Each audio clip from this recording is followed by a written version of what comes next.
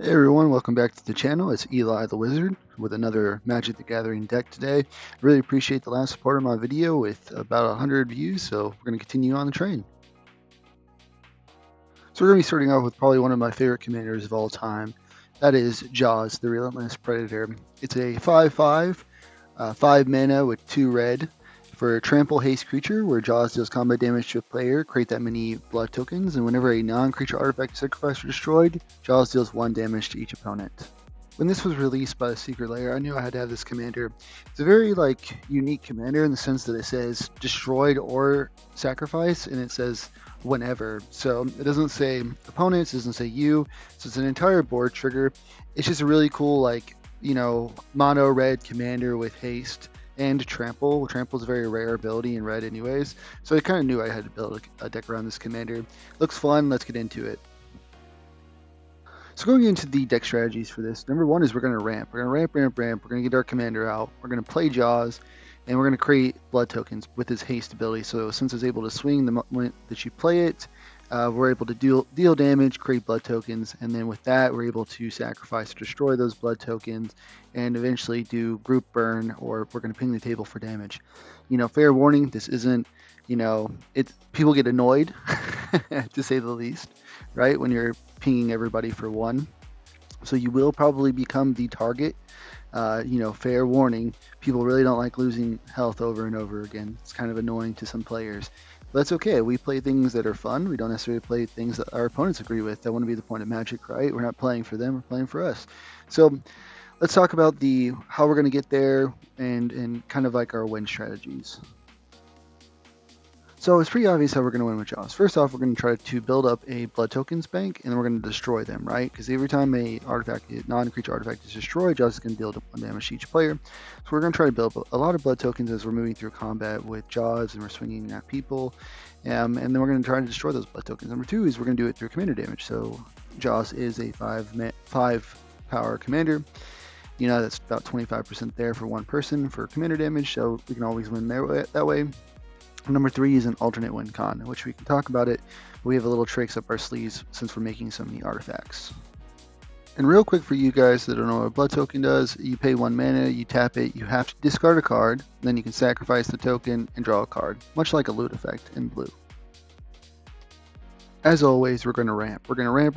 We're going to try to get our commander out by turn 3 or 4 consistently. Now, red isn't the best colors to do this, but I feel like we can make it happen. First, we'll talk about the permanent ramp, and then we'll talk about our temporary spells. Starting out, we have Soul Ring, goes in every deck. Taps for 2 colorless, easy ramp. We need it. Next is Arcane Signet. Add 1 mana of any color. Obviously, that's red. Good ramp spell. And then lastly is Ruby Medallion. Not really a ramp, but it does make our red spells cost 1 less to cast, which we appreciate that. Going into 2 spells that are kind of weird is we have Treasure Napper, which means when an opponent taps an artifact for mana, you gain control of that artifact for the next turn. So you're kind of just borrowing their mana. It's absolutely fantastic if you have people playing multiple Soul Rings.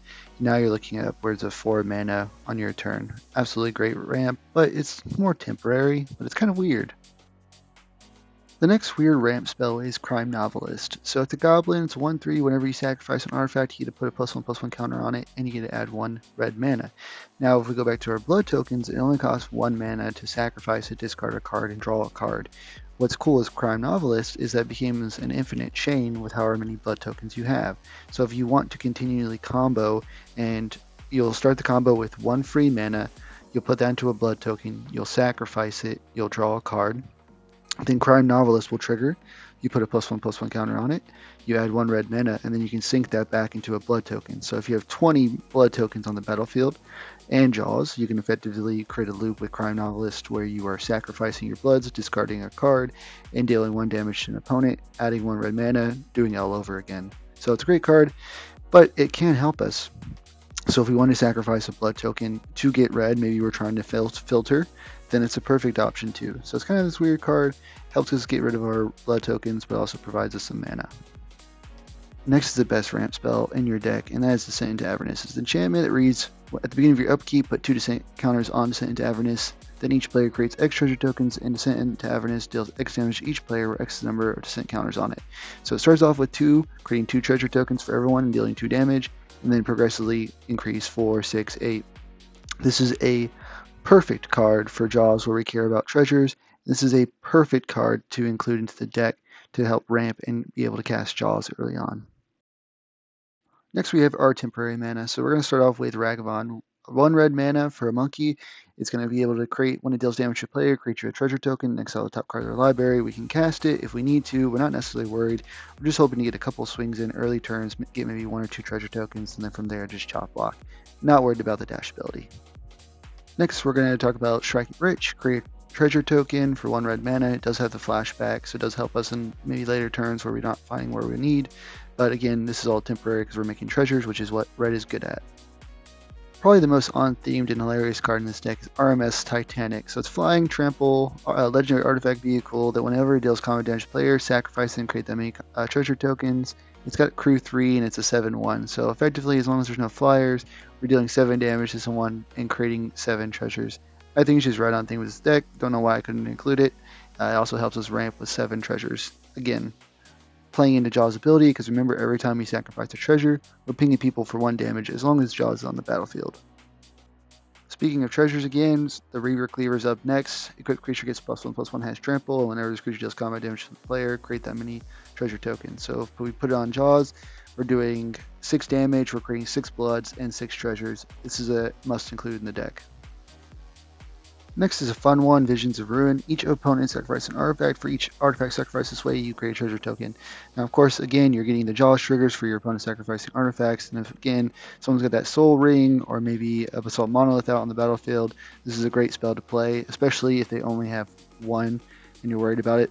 Maybe it's even the 1 ring, right? So it's a sacrifice, not destroy, so it gets around that, creates the treasures, and we can flash it back for 5 mana because we have a cost reduction of Jaws being 5. So, good card. Next is Big Score. So as initial cost cast a spell, we have to discard a card, but we get to draw 2 cards, create 2 treasure tokens. So really, in reality, we're only losing 2 mana, and a card, we're drawing 2 cards, we're looping, and now we have a treasure, which is an artifact to sacrifice, 2 Jaws, and deal damage to the table. So great card. Remember how we're having all those treasures? Well, it would be nice if we have Goldspan Dragon out, flying haste 4/4. Whenever it attacks or becomes target of a spell, we get to create a treasure token. And that bottom ability really hits home for us. Treasures now tap at 2 mana of any 1 color. So perfect, semi-permanent mana as long as you keep Goldspan Dragon around. But it does really help out this deck. And since we're on the topic of dragons, can't forget about Ancient Copper Dragon. So it's flying, whenever it deals damage to player, we get to roll d20. We get to create a number of treasure tokens equal to the result. It'd be a nice day if we hit 20 treasures, we had 20 blood tokens on the battlefield, we can do 40 damage to the table at that point. Now we're going to be talking about spells that generate mana kind of in the heat of the moment or really propel us forward. First up is Simian Spirit Guide, so we can exile it at a red mana. This is kind of imperative if we need to pay for a redirect lightning cost or kind of be hiding. Like most of the time when opponents see that you're tapped on mana, they're going to try something. We'd love to have Simian Spirit Guide as a backup in our hand. Next up is Rite of Flame. It's going to turn 1 mana into 2 mana. Don't worry about the second ability because this is Commander. We can't have multiple cards named Rite of Flame. And this is going to help us on turn 4 to get out our commander, even if we have no other ramp at that point. So same thing with Desperate Ritual. He adds us 1 extra mana, so we're getting our commander out on turn 4. Now Pyretic Ritual is going to do the same thing. So if we get one of these 3 spells, we're getting our commander out on turn 4, and we're swinging at somebody for 5 damage. Next is a beautiful card we love to see, is Seething Song. So it gives us 5 mana for 3. So we're at, again, no other ramp. We're on turn 3 casting our commander and we're swinging at somebody for 5 damage. Again, speaking of turn 3, we have Jessica's Will, which hopefully will be giving us 7 mana if someone has 7 cards in hand, but we're looking just for that magic number of 5. So even if we're a little bit behind, even other players are ramping, I really have never used it while my commander's on the battlefield. I've used this primarily just to get Jaws out and start swinging. And it is one of the first game changers that goes into this deck. The last card is Mana Geyser, and this is where I love playing against Simic players because we add 1 red mana for each tap land your opponent's control. Sometimes I've played the spell and gotten 15, 20, 30 mana just because everyone else. It's a beautiful card. Generally speaking, if you have blood tokens on the battlefield, you can start looting for that combo piece that you need to win the game. Absolutely beautiful, or you can play it to catch up, play your commander, and some other utility spells. Mana Geyser is a key, beautiful spell in this deck. So next we're going to move on to our burn strategy. Okay, so we have Jaws out on the battlefield. We're trying to get opponents to sacrifice non-creature artifacts. We're also trying to do the same. And we're just trying to ping the table for as much as physically possible. We're going to have a couple of cards that are in our repertoire that are going to help us expedite that process and drain the table really quick. First, we're going to talk about spells that do burn damage. We have Galvanic Blast for 1 red mana. It deals 2 damage to any target, but if you control 3 or more artifacts, it'll do 4 instead. Really easy to hit with the blood tokens that we're generating with Jaws. Next, we have good old classic Lightning Bolt. So it deals 3 damage to any target for 1 red mana. Perfect, must include just in case someone's wasting their life, or there's maybe an Orcish Bowmaster or a valuable target on the field to hit. Next is a Braid, so it deals 3 damage to any target, and the key part here is it also destroys target artifact, which is one of the very few in there. So if we have someone who's going infinite with maybe a Staff of Domination, we can go ahead and stop that then and there. Next up is we have Shrapnel Blast, which for an additional cost we had to sacrifice an artifact, which will be a blood, no big deal, does 5 damage to any target, could be a Planeswalker, could be someone's commander, or just straight life total. Wonderful card. Moving on to creature burn, first up is Reckless Fireweaver, which is a beautiful card in this deck. Honestly, if I have Reckless Fireweaver in my opening hand, I'll keep it almost every time. Whenever artifact enters the battlefield under your control, it'll deal 1 damage to each opponent. What's great about Reckless Fireweaver is 2 parts. 1, it triggers with the blood tokens, but 2, it can also combo, which we'll talk about later, with Grafted Exoskeleton, so it can actually win you the game by just swinging with Jaws, creating 10 blood tokens, and doing 10 infect damage to everyone.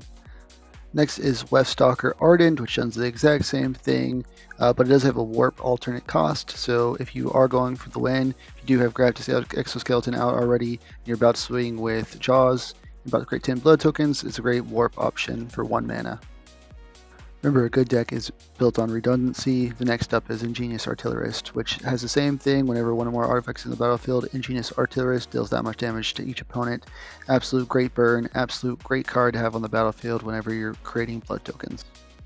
Okay, now all those cards are great, but we got to make blood tokens in the first place, right? So the next strategy will be trying to create as much blood tokens as we can by pumping up Jaws in any way we can.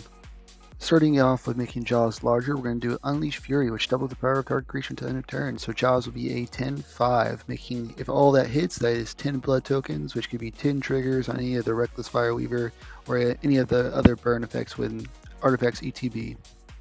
Next up, we have Critical Hit, which is going to give Jaws double strike. So it's going to hit once and then hit again. And because it's got that trample, it's really nice in regards to blood tokens. Another cool thing about Critical Hit is if we roll a d20, we get to return it from the graveyard to your hand. Now, of course, the only one that we can do with that is Ancient Copper Dragon, so don't forget about it. If he is on the field and you roll a 20, make sure you check your graveyard for Critical Hit. Next up is it does the same thing. We have Timor Battle Rage, going to give Jaws double strike until end of turn. It does have that Ferocious and giving it a trample if it's power 4 or greater, but Jaws already comes with trample, so no need to worry about that. Next up is an absolutely brutal card, Bulk Up, double target creature's power until end of turn. It does have flashback for 6 mana. So if you want to cast this twice on Jaws the same turn, you only need 8 mana. Where are you going to get that from? Remember, we talked about Mana Geyser. As long as the opponents have 8 lands tapped, you can cast Bulk Up twice, making Jaws a 25 and having 20 blood tokens enter the battlefield and or one-shot someone almost with commander damage. Moving out of instants and sorceries onto artifacts, we have Dark Ox Tentacles for 1 mana. This is an absolute great starting hand, turn 1. Whenever Jaws ETBs, it's going to auto-equip it, and it's going to get a +4/+4, making Jaws a 9/9, swinging on turn 3, turn 4. Finally, an absolutely nasty card to get out on the battlefield, that is Embercleave. It has a flash, it costs 1 less for each attacking creature, and whenever it ETBs, you can auto-attach it to Jaws and get a +1/+1 and give it double strike. So if you're lucky enough to get this off, Jaws could be a 6/6 or a 10/10 if Dark Ox Tentacles is on it, swinging with double strike and creating that many blood tokens. And that's it for making Jaws stronger and getting as much blood tokens as we possibly can. Now the next question is, well, we have all this blood, what do we do with it? Well, the number 1 strategy is we're going to destroy the blood as quickly as possible whenever we get up a good blood bank, if you will. So let's get rid of all those blood tokens. The first up that we got in our books is Arcbound Ravager. It is a 0/0 that has modular 1, so it enters with a +1/+1 counter on it. You can sacrifice an artifact anytime, put a +1/+1 counter on it. So if you have 30 blood tokens, 40 blood tokens, we can sacrifice all that to Arcbound Ravager and kill the entire table. Moving on to our next creature, we have Clark Clan Shaman. So sacrifice an artifact, it deals 1 damage to each creature without flying. So this is a good board wipe. If someone's trying to remove my commander, but I have, let's say, 5-10 blood tokens, and they have a lot of big creatures on the other side, I will sacrifice all my blood tokens in response to trigger Clark Clan Shaman to kind of shoot everyone for 10 since my commander's dying anyways. The next card up is one that I wish is in my opening hand every single time. That's Clark Clan Ironwork. Sacrifice an artifact, add 2 genetic mana to your mana pool. So we have 5, 10, however many blood tokens. We can sacrifice each one to add 2 colorless mana to our mana pool. It's okay if our commander costs 10 mana because we can buy them back with our blood tokens. Absolutely fantastic card. Now remember, we're only doing these effects if we have enough blood tokens to kill the entire table. Next up is Brotherhood's End, a sorcery. We're going to go for the destroy all artifacts, mana value 3 or less. Blood tokens have a mana value of 0, so this will destroy all your blood tokens and or other individuals' food tokens if they don't have enough mana, etc. And you're going to wipe the entire table and ping them for hopefully lethal. Next up is a truly golden card in this deck, and that's Meltdown. So destroy each artifact mana value X or less. X can be 0, so it costs 1 red mana to destroy all of our blood tokens and ping the entire table with Jaws, hopefully for the win. Hopefully we have 20 or 30 blood tokens at this point. Now, I know what you're thinking. You're like, oh my gosh, okay, yeah, sure, if I have 20, 30, 40 blood tokens, like that's ever going to happen, right? Majority of the time, people are going to start blocking your commander. Maybe they have Death Touchers out there and you're not able to swing. Maybe you only have 10, 15 blood tokens, but that's okay. That's all part of the plan because we're going to have ways that we're going to modify our damage so that we're getting out more value than just 1 ping damage from each artifact that's non-creature sacrificed or destroyed. And first up, we have Sulfin, the Mayhem Dominus. If a source you control would deal non-combat damage to an opponent or a permanent opponent controls, it deals double that damage instead. So now we turn 1 damage into 2 with Jaws. So now we go from needing 40 blood tokens to only 20 blood tokens to kill the entire table. Next up is Torbrand, Thane of Red Fell. The source you control would deal damage to an opponent or permanent opponent controls, it deals that much damage plus 2 instead. So now instead of 40 blood tokens, we only need 14 blood tokens. Is all this starting to sound a little bit more reasonable and doable? Next up, we have Oger. It is Trample. It's a 4/4. If a red source you control will deal an amount of non-combat damage less than Oger's power to an opponent, that source deals damage equal to Oger's power instead. So it is a 4/4, which means every time that you sacrifice a blood token, instead of doing 1, it's doing 4. So to kill the entire table, we only need 10 blood tokens. Now, I want you guys to take it a step further. What if we were to use Bulk Up on Oger, doubling its power to 8? Now we only need 5 blood tokens on the battlefield to sacrifice to Jaws. With the replacement effect, each one's going to deal 8 damage if we've killed the entire table. I hope at this point you guys have stopped complaining and you've seen how reasonable this deck can become. Now, Oger does have an ability that if it dies, it will transform into a land, and we can pay 3 mana to retransform it back into Oger, as long as Jaws dealt 4 or more non-combat damage this turn.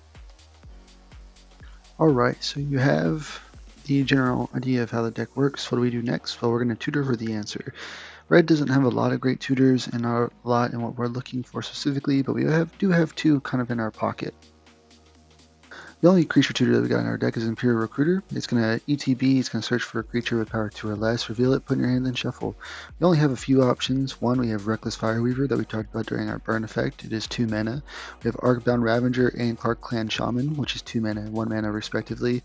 That's going to help with our sacrifice artifacts strategy. Next up is our second game changer, Gamble. So it's going to search the library for a card, put that card in your hand, then we discard a card at random, then shuffle. So it does have a downside effect. We may actually discard the card that we're looking for, but that's why it's called Gamble. It's a great spell, great tutor, and can find us anything that we need in the heat of the moment. Okay, so that's it for the deck, that's it for the strategies and the tutors. Next we're going to move on to stop them from stopping you, right? Building an interaction to this deck and letting your deck do what it's intended to do. Next up is top tier artifact protection. So we got Swiftfoot Boots and Lightning Greaves, both give protection and haste. Again, I would always warn with Lightning Greaves with the Shroud. Be careful because we do want to target Jaws with spells, so only equip this if you absolutely have to, if you're in fear that they're going to remove your commander, and it overrides your ability to pump them and create more blood tokens. Next up are 2 artifacts that allow our commander to get through with combat damage, and that's Whisper Silk Cloak and Trailblazer's Boots. Whisper Silk does have the Shroud ability too, so again, forewarning, but both of them are going to hopefully allow our commander to get through for combat damage and create those blood tokens that the whole deck is kind of built around. Next up are two cards that allow our commander to have some type of protection. Commander's Plate allows it to only be targeted by a red spell, since that's our only color identity, and Mithril Coat will give us Indestructible. So two great cards that will kind of help protect Jaws while he's on the battlefield. Next up is instances that are going to help us in red, which are going to be these redirect effects. Return the Favor is definitely the weakest card, because there's 2 red and 1 generic to change the target of target spell. Untimely Malfunction works great because it does change the target and also maybe destroys a key artifact on the opponent's board. Then we have the 3 golden cards that are going to help us redirect. Redirect Lightning and Bolt Bend are 1 red mana if Jaws is out on the battlefield, or he pays additional casting cost, and Deflecting Swat is not a game changer anymore, and Perfect, again, is for free if Jaws is on the battlefield. And then finally we have our last interaction in this deck, and that is the counter spells. So we have Red Elemental Blast and Pyroblast that will counter or destroy a target permanent or spell if it's blue. Then we have Tibalt's Trickery, which is just flat out counter a spell, and of course you can read the rest of what it does. I always have to read it every time I play it, and so that the opponent knows what they're doing with their spell too. Next up we have just miscellaneous cards in our deck that are going to help you out every time you draw them. First up we have Hexing Squelcher and Roaming Throne. Hexing Squelcher is going to help so your spells can't be countered, and gives your commander ward pay 2 life. Roaming Throne is going to just help you whenever Jaws attacks. It's going to create double blood tokens, and you're going to get double ping whenever you sacrifice a blood token or a non-creature artifact. Moving on with the next 2 cards, we got Pinnacle Monk and Anger. Pinnacle Monk is going to be a great ETB effect to return maybe a Jessica's Will or a Seething Song to your hand. On the other side is a land that shocks in for 3 life. Next up is Anger, which is going to be a key target for your blood tokens when you're discarding a card intentionally to give all your creatures haste while it's in the graveyard. 2 cards next is Sneak Attack and Academy Manufacturer. Sneak Attack will be good, maybe get those Ancient Copper Dragon out onto the field early, swing, create a bunch of treasure tokens. Then with the Academy Manufacturer, we are creating a lot of treasure tokens. It's kind of one of the key parts with ramp here. So we'll also get a clue and a food. Again, that maximizes Jaws because we can sacrifice those. We're not going to be ever really using the clue or the food unless we're in dire straits there. But it's just going to be more artifacts to sack so we can do more damage to the table. The last 2 cards in our bag of tricks is Wheel of Fortune, where every player discards their hands to draw 7 cards, and then Chaos Warp. So we get rid of 1 target permanent. Hopefully when the opponent shuffles, they don't put it back onto the battlefield. It's a great removal spell, especially if we're going after someone's land. It's kind of one of the very few red cards that can do that for us. Next up is Alternate Wincons. Now be very wary, once you play one of these 2 cards or both of them, the table is likely to target you until you are dead. So just be well aware, and those 2 cards are Grafted Exoskeleton and Knuckles. Grafted Exoskeleton is going to give a +2/+2 and Infect. The key thing here is that we're able to transfer the damage that we do from the card to Infect. So if we equipped it to any of our burn effects like Reckless Fireweaver and or Jaws, now the entire table can die in just 10 blood tokens or 10 pings. Same thing with Knuckles. Knuckles Alternate Wincon is going to give us, at our upkeep, if we control 30 or more artifacts, we win the game. So if we have blood tokens, we got a gun pointed to everyone's head. Maybe we don't have our doubler out, we don't have any other cards. We play Knuckles and basically have to sit back and watch them try to kill us for that turn, or we win. The last 2 spells to talk about in this deck are our board wipes. So we have Blasphemous Act, which is going to deal 13 damage to each creature. We do get 1 generic class for each creature on the battlefield. And then Reckless Endeavor, which we get to roll 2 d12s. We get to choose the result. One of the d12s will do a damage to each creature on the battlefield. The other d12 will create as treasure tokens equal to that result. Unfortunately, they're going to affect Jaws, so you would only play this if you're super far behind. Maybe you need to do a board wipe, create that many treasures, and then play Jaws right before you go into combat. So great board wipes. Now to talk about 2 lands is Wasteland and Sundering Eruption. Now Sundering Eruption is a spell, but on the backside it is a shock land. Both of these are going to destroy a target land. And I'll say this over and over in all my videos. A lot of individuals are choosing Glacial Chasm as a land for their game changer, which prevents all damage. And it has a cumulative upkeep of just 2 life. Now every turn, but for life gain decks that's nothing. So we really got to start building in minor land destruction kind of in all of our commander decks if we want to even have a chance of stopping these individuals or being able to even play Magic in the first place. Next up is a commander staple. Cavern of Souls goes in pretty much every deck, makes our commander uncounterable. Perfect card. Next up, Urza Saga allows us to tutor for a Soul Ring or Doc Ox Tentacles. Great land. great utility. Next is Command Beacon. That allows us to sacrifice it, put our commander into our hand, kind of get rid of that commander tax one time only.